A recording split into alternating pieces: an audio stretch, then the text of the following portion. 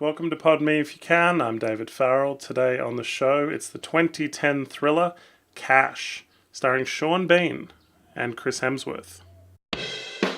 Pod Me If You Can. Movie reviews.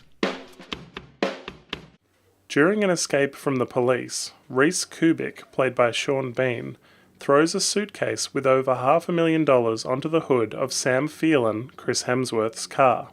Kubik is arrested, but charges his twin brother, Pike Kubik, also played by Sean Bean, with finding the money. When he tracks down Sam Phelan and his wife Leslie, played by Victoria Profeta, he tells them he wants the money back. Every cent. So Cash came out in 2010, 1 year before Thor launched Chris Hemsworth into the stratosphere. And here his accent is very hit and miss. He's playing an American, but he really lapses into Australian quite a bit. So my first gripe is that it's pretty unlikely that he would be able to track and find Sam Phelan with only the make of a car to go on. The two twin brothers, played by Sean Bean, assume that he will buy a new car, which he does because of the plot demands it. But it's so strange that it really drags out the plot. Sean Bean's character goes to one dealership and one motor registry. Then he finds this really shady character whose face is covered in tattoos, and he buys the keys to the motor registry. Smash cut to him already inside, not dealing with any alarms or any guards, and he's able to just flip through and see who's bought a car with cash in the last few weeks.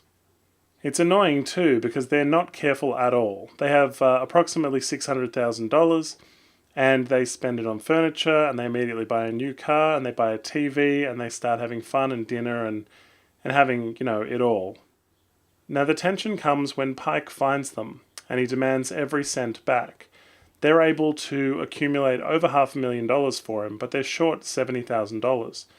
Which they've spent on their mortgage and dinners and furniture and things that he can't immediately take. So he demands that they pay him in cash. Now this results in an extremely tedious sequence. He lives with them, checks out the wife, and day by day gives them 5 days to pay the money. And day by day he drives them to a series of locations, gives them a gun, and holds the other one at gunpoint, and sends one of them in, the man or the woman, to rob the store and get his money back. He sits there with his good memory calculating how much they owe, constantly, reminding the audience that we're down to $30,000, we're down to $25,000, as these robberies increase, 10 robberies a day. And it feels like a really tedious thing. We're not getting to know anything about him or the characters, and we're just spending all the time robbing these stores. He's like an accountant, and they're just intimidated by him, and he just gradually pushes them around. Also, he's kind of a tight ass. I mean, he wants every single cent back. The money was initially taken from a robbery, and he can't just face the fact that he's got more than $500,000 back. He wants it all. So, of course, the fact that he's not cutting his losses will be his demise in the end. There's a terrible example where he's staying at a motel for $223 for 2 weeks, and he wants the $58 back because he's checking out early. And this results in bloodshed that's supposed to show the audience what a tough guy he is, but is not performed in front of the other two characters, so nobody's actually intimidated by this scene. Now Cash really does feel like a midday movie, like a TV movie, like a made-for-TV movie. It looks kind of cheap, it's shot very basically, and it has a real message that greed isn't good and that you can't get money for nothing, and nothing's free in the world. The flashbacks are jarring at the start of the film, and all the characters are badly established. The script is so full of curse words that they lose all meaning by the end. There's only so many times they can curse at each other. Sean Bean plays twins, and he has scenes with himself. He comes off very calm and collected, but the name Pike Kubik is one of the dumbest names I've ever heard. Like I said, the character development is very bad. They have jobs at the start of the film, but we don't really establish what they are. And we don't really have either of them grow as characters. Just the fact that maybe they're enjoying their crime spree a little more than they should is supposed to tell us like their journey as characters. There's really little to them. There's a stupidity to it as well, where he forces her to do a robbery because women want equality, and he claims he's giving it to her. Also very annoying, I found The scene where they're watching the news and hearing about their robberies, the TV's in the wrong aspect, and it would have taken almost no time to fix that. Mike Starr has a short scene as a man who Kubrick thinks might have their money early on.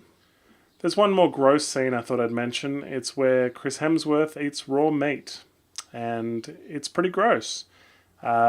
His character hasn't eaten red meat in a while, and he's becoming desperate and, getting fed up, so he takes a big handful of red meat. And, it's gross to watch, and it doesn't really add anything. There's no funny line, it's just gross and unnecessary. It's a weird bubble of a film. No one misses them, no police exist.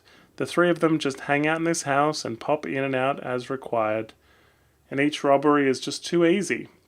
I found Cash overlong, frustrating, a blip in the career of Chris Hemsworth, and though Sean Bean's character could have been interesting, in fact we learn almost nothing about him, and so he is not. Thanks for watching. If you like what you see, please hit the subscribe button. Like us on Facebook and follow us on Twitter. Check out our podcast at www.podmeifyoucan.com.